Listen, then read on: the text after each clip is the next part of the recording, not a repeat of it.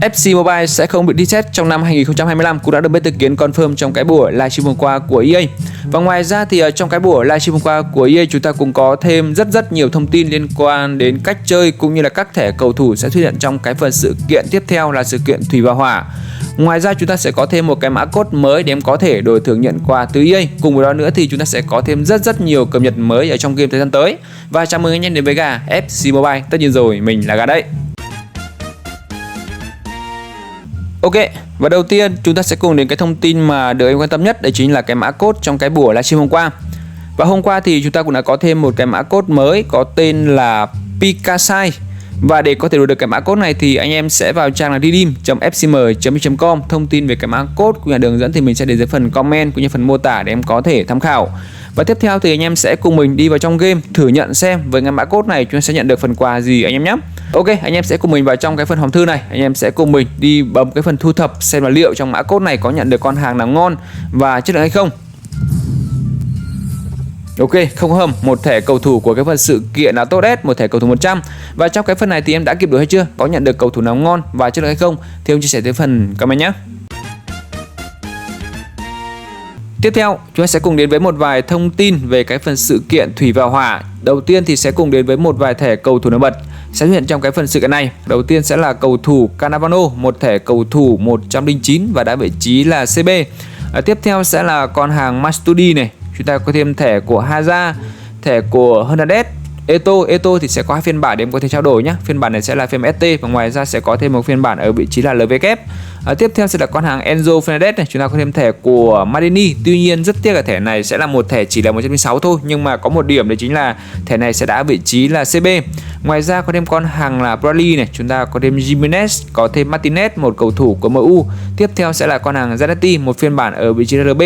Và ngoài những thẻ cầu thủ này ra, chúng ta còn có thêm hai cầu thủ cực kỳ ngon và chất lượng sẽ có mặt trong cái phần sự kiện này. Đầu tiên sẽ là con hàng Pele, một phiên bản ở vị trí ST và phiên bản này sẽ là 109. Cầu thủ này thì em có thể thấy là có tốc độ tốt này, có khả năng dứt điểm tốt, chuyển trọt tốt, dây dắt tốt, tất cả mọi thứ đều của con hàng này đều khá là ok.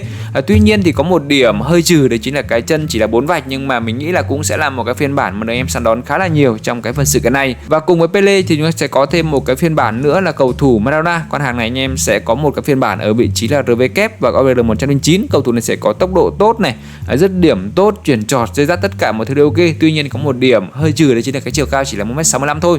Ok, và liệu anh em sẽ săn đón cầu thủ nào trong cái phần sự kiện này thì em chia sẻ tới phần comment nhé. Tiếp theo chúng ta sẽ cùng đến cách chơi của cái phần sự kiện này. Cái phần sự kiện này thì sẽ có tổng cộng là 4 chap. Chúng ta sẽ có cái chap là chap main này, tiếp theo sẽ là cái phần skill game, tiếp theo cái phần reward và cuối cùng sẽ là cái phần guarantee để em có thể đổi các cầu thủ tương tự như các phần sự kiện khác. Đầu tiên trong cái phần chap main này chúng ta sẽ có hai cái team để anh em có thể lựa chọn. Chúng ta sẽ có cái team Aqua là đại diện là con hàng Maradona, và cái team thứ hai là cái team về Inferno, tức là cái team về hỏa thì sẽ có đại hình đại diện là con hàng Pele. Thực ra thì cái việc lựa chọn là theo team nào chúng ta cũng không ảnh hưởng quá nhiều đến việc là anh em chơi các phần skill game ở phần sau. Và trong cái phần ví dụ của ông Mr. Kiến thì chúng ta đã lựa chọn cái team liên quan đến cái phần team là hỏa, do đó thì tại phần này sẽ có hình của con hàng Madini. Và trong cái phần nhiệm vụ này chúng ta sẽ có cái phần là nhiệm vụ hàng tuần, khi mà anh em sẽ phải hoàn thành những cái phần skill game, anh em sẽ hoàn thành những cái phần nhiệm vụ ghi bàn. Thực ra thì cái phần này thì nó không ảnh hưởng quá nhiều, tại vì là khi mà anh em hoàn thành xong phần nhiệm vụ sẽ có thể nhận được thêm một cái logo là con hàng Madini. Thực ra cái phần logo này thì không hẳn là quá ngon, nhưng mà thôi không sao, đằng nào chúng ta cũng chơi game cũng nhận được thêm các phần quà thì cũng gọi là tạm ổn đấy anh em ạ. Và ngoài ra có thêm cái phần là cái phần về For Your Team. Tại phần này thì phụ thuộc vào cái điểm token anh em nhận được sẽ có thể nhận được thêm những cái phần quà. Đầu tiên thì ví dụ anh em nhận được tổng cộng là 100 điểm token thì sẽ nhận được thêm là 100.000 coin này. Tiếp theo mà đủ 500 điểm token sẽ nhận được thêm là 500 điểm gem. Và ngoài ra thì khi mà nhận đủ 1.000 điểm sẽ nhận được thêm là 300 cái điểm chuyển nhượng. Và cái mốc cao nhất là khi mà anh em nhận được là 3.000 điểm token sẽ nhận được thêm là hai con hàng Marciano. Ở bên cạnh này sẽ có thêm cái phần là Popularity. Tại phần này thì nó sẽ hiển thị cái tỷ lệ anh em chọn các team. Ví dụ như là anh em chọn team Aqua nhiều hơn thì sẽ có cái thang là sẽ chiếm nhiều hơn, hoặc là khi mà em chọn cái team Inferno nhiều hơn thì sẽ có thể chiếm được để biết được là tỷ lệ là chọn team nào nhiều hơn. Thực ra thì cái phần tỷ lệ này cũng chỉ để làm màu thôi, tại vì nó không ảnh hưởng quá nhiều đến việc là chúng ta chơi game anh em ạ. Tiếp theo sẽ là cái phần liên quan đến cái phần về Skill Master, cái chap chính trong cái phần sự kiện này để em có thể cày cuốc và kiếm được thêm những cái điểm trong cái phần sự kiện.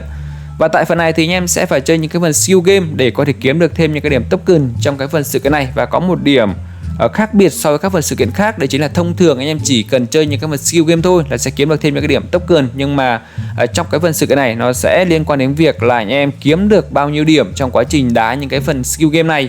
Ví dụ như là anh em kiếm được 1 sao thì em sẽ nhận được thêm những cái điểm token tương ứng, hoặc là khi mà anh em kiếm được 3 sao, tức là anh em hoàn thành tốt cái phần nhiệm vụ skill game, anh em sẽ kiếm được thêm rất nhiều điểm token. Do đó thì nó sẽ phụ thuộc vào cái việc là anh em kiếm được bao nhiêu điểm trong quá trình skill game sẽ có những cái phần thưởng tương ứng. Và ngoài ra thì khi mà anh em hoàn thành được hết tất cả 5 phần nhiệm vụ một ngày, anh em sẽ có thể kiếm được thêm là 30 cái điểm token nữa. Cùng với đó nữa chúng ta sẽ có thêm những cái điểm bonus liên quan đến cái phần anh em chơi những cái phần nhiệm vụ này. Và trong quá trình mà anh em chơi game này, anh em sẽ có thể kiếm được thêm những cái điểm sao, và chúng sẽ có cái phần bên cạnh này chính là cái phần Star Collector để anh em có thể đổi thưởng. Ví dụ như là anh em kiếm được tổng cộng là 15 sao chẳng hạn thì sẽ có thể nhận được thêm là 15 cái điểm là cái điểm mảnh. Ngoài ra khi mà anh em kiếm đủ là 45 cái ngôi sao, anh em sẽ có thể nhận được thêm là 10 triệu coin, hoặc là khi mà anh em kiếm là được là 90 điểm ngôi sao sẽ nhận được thêm là 2 con hàng Machado. Nói chung là cái phần này phụ thuộc vào việc là anh em kiếm được tổng số là bao nhiêu sao trong quá trình chơi những cái phần skill game thì sẽ có những cái phần thưởng tương ứng. Và phần thưởng cao nhất trong cái phần này thì khi mà anh em kiếm đủ là 280 cái sao thì em sẽ có thể nhận được cái logo của con hàng Eto này, nhận được thêm con hàng Machado, và ngoài ra nhận thêm là 500.000 coin em ạ. Và với những cái điểm token chúng ta đã kiếm được trong cái chap là Skill Master thì sẽ được điểm gì? Chúng ta sẽ có cái chap bên cạnh, chính là cái chap reward. Tại phần này chúng ta sẽ có cái phần là T4 Workshop. Thực ra thì phần này thì chúng ta cũng không có quá nhiều điểm đáng nổi bật. Anh em sẽ dùng tổng cộng là 400 cái điểm token để mở một ô trong cái phần này, và khi mà chúng ta mở ô chúng ta sẽ nhận được thêm những cái điểm liên quan đến cái điểm là voucher, và từ những cái voucher này chúng ta sẽ có thêm một cái phần bên cạnh chính là cái phần là Road to the Gift Box, tức là phụ thuộc vào việc anh em là kiếm được thêm những cái điểm voucher, anh em sẽ mang những cái điểm voucher này đi đổi những cái hộp quà tương ứng. Thực ra thì cái phần này mình thấy rất là vớ vẩn khi mà đầu tiên sẽ dùng 400 điểm để kiếm voucher, và từ cái phần free đấy anh em sẽ kiếm được thêm những cái điểm liên quan đến vẽ màu trong cái phần tifo, và cái voucher thì em sẽ đi đổi những cái phần quà. Nói chung là cái phần này mình thấy nó hơi loằng ngoặc, nhưng mà về cơ bản thì anh em chỉ cần là dùng 400 điểm anh em sẽ kiếm một cái voucher, và từ voucher thì anh em sẽ đi mở những phần hộp quà trong cái phần là liên quan đến phần reward này anh em nhé. Và khi mà anh em mở được hết tất cả những cái phần hộp quà sẽ có thể nhận được một trong hai thẻ cầu thủ là con hàng Madeni, một thẻ cầu thủ 106 ở BCB, hoặc là anh em có lựa chọn con hàng thứ hai chính là cầu thủ Tanati, một thẻ cầu thủ cũng là 106 và ở vị trí RB. Nói chung là xuyên suốt cái phần sự cái này, cái phần thưởng cao nhất miễn phí trong phần sự cái này sẽ là thẻ cầu thủ 106 anh em ạ. Và ngoài ra thì tương tự như các phần sự kiện khác, chúng ta sẽ có thêm cái phần liên quan đến cái phần là đổi mảnh. Tại phần này thì chúng ta sẽ có tuần đầu tiên sẽ có những thẻ cầu thủ như là con hàng Cannavaro 109, anh em sẽ cần là 1.000 điểm mảnh để đổi. Tương tự thì anh em sẽ đổi được con hàng Haza với 1.000 điểm mảnh này. Ngoài ra có thêm cầu thủ là Masudi với 500 điểm mảnh. Tương tự sẽ có tiếp tục có một thẻ cầu thủ chất lượng ở vị trí GK chính là con hàng Corbel với 800 điểm mảnh. Ngoài ra có thêm những thẻ cầu thủ khác anh em có thể tham khảo. Và ngoài ra thì khi mà ra các phần sự kiện chính thức anh em có thể đổi những cái điểm mảnh tương ứng anh em nhé. Và vào thứ năm tuần này thì chúng ta cũng sẽ có thêm các thẻ cầu thủ trong cái phần sự kiện UCL, 11 thẻ cầu thủ xuất sắc nhất để em có thể đổi mảnh trong cái phần sự kiện này. Và thực ra thì hôm qua trên chợ chúng ta cũng đã có các thẻ cầu thủ này rồi, anh em có thể lên chợ để tham khảo chỉ số xem là các thẻ cầu thủ này có ngon và chất lượng hay không. Và để có thể đổi được các thẻ cầu thủ này thì chúng ta sẽ có một vài cái điểm mảnh, nói chung là cũng khá là nhiều. Đầu tiên với con hàng Hakimi thì anh em sẽ cần là 1.500 điểm mảnh. Con hàng Yaman sẽ là cần 1.400 này, chúng ta có thêm cầu thủ Donnarumma sẽ là 1.200 điểm.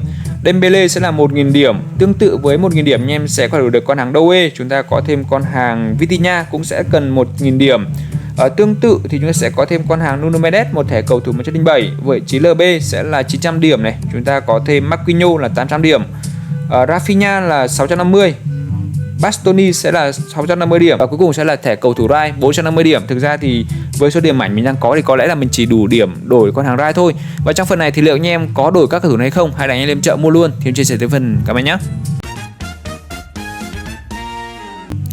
Và ngoài ra chúng ta cũng sẽ có thêm một vài cập nhật mới trong game vào thứ năm tuần này. Đầu tiên thì liên quan đến cái phần là chế độ xếp hạng. Tại phần này thì sẽ đổi sang cái phần là giao diện chờ mới. Thì trước đây trong phần beta chúng ta cũng đã trải nghiệm rồi, anh em có thể tham khảo phiên bản beta trước đây và chúng ta thấy cái giao diện này nó cũng khá là hay và đáng chờ đợi.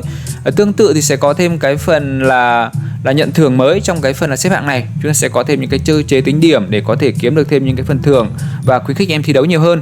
Và ngoài ra thì trong quá trình chờ này sẽ có thêm cái phần locker room, tức là cái phần là phòng thay đồ mới để anh em có thể là thay những cái áo này, anh em có thay đổi những cái quả bóng hoặc thay đổi những cái phần số cầu thủ.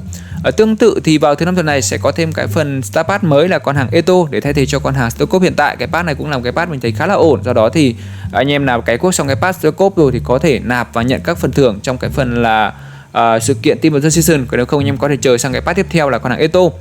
Tương tự thì trong cái phần cửa hàng chúng ta sẽ có thêm cái phần thay đổi là cập nhật thêm các thẻ cầu thủ trong cái phần là trao đổi liên đoàn. Tại phần này thì sẽ có thêm 2 thẻ cầu thủ mới là con hàng Luka Modric cũng như con hàng Muller để em có thể đổi 2 thẻ cầu thủ này. Mình thấy là cái phiên bản này với con hàng Luka Modric là 108 với 60 điểm, cái điểm tốc độ liên đoàn cũng khá là ok và mình nghĩ là anh em sẽ đổi rất nhiều với thẻ cầu thủ này. Và ngoài ra nữa thì trong cái phần là trung tâm bóng đá chúng ta sẽ có thêm những cái phần cập nhật để có thể là duy trì, tại vì là anh em biết là trong phần trung tâm bóng đá này chúng ta thường có những thẻ cầu thủ Team of the Week cũng như là cầu thủ của tháng. Tuy nhiên hiện nay thì các giải vô địch quốc gia hàng đầu châu Âu cũng đã nghỉ rồi, do đó thì EA cũng đã mở thêm những cái phần nhiệm vụ mới để em có thể cày cuốc để nhận được những thẻ cầu thủ, và những thẻ cầu thủ này thì em có thể mang đi đổi những cái điểm tốc quyền hiệp phụ. Tương tự thì sẽ có thêm cái phần là cái phần về lựa chọn cầu thủ trong cái phần là Soccer E này. Và ngoài ra thì chúng ta sẽ có thêm cái phần là End of Array, tức là cái phần này sẽ là các cầu thủ cũng đã giải nghệ rồi thì em có thể đổi các thẻ cầu thủ trong phần này, như là con hàng Hummel này, chúng ta có Vertonghen, có Alderweireld hoặc là con hàng Peperena để em có thể đổi các cầu thủ trong cái phần này. Thực ra phần này thì mình nghĩ là đổi cũng chỉ để chơi thôi, tại vì đa số những thẻ cầu thủ trong cái phần này thì không quá xuất sắc anh em ạ. Ok, và trên đây là một vài thông tin được đích ra trong cái buổi livestream hôm qua của EA. Cụ thể chúng ta cũng đã có thêm một cái mã code mới để em có thể đổi thưởng nhận quà, và vào thứ năm tuần này thì sẽ có thêm rất nhiều cái nhật mới, bao gồm những cái phần sự kiện mới, bao gồm cập nhật liên quan đến cái phần là gameplay, bao gồm cập nhật liên quan đến cái phần là đã xếp hạng, và ngoài ra sẽ có thêm rất nhiều thẻ cầu thủ mới trong cái phần sự kiện UCL. Và tất nhiên là khi mà ra những cái phần sự kiện là chính thức thì mình sẽ ra video hướng dẫn chi tiết cho anh em. Do đó thì em đừng quên để cho cả một like, một cái nhắc cảm nhé. See you soon. Yeah.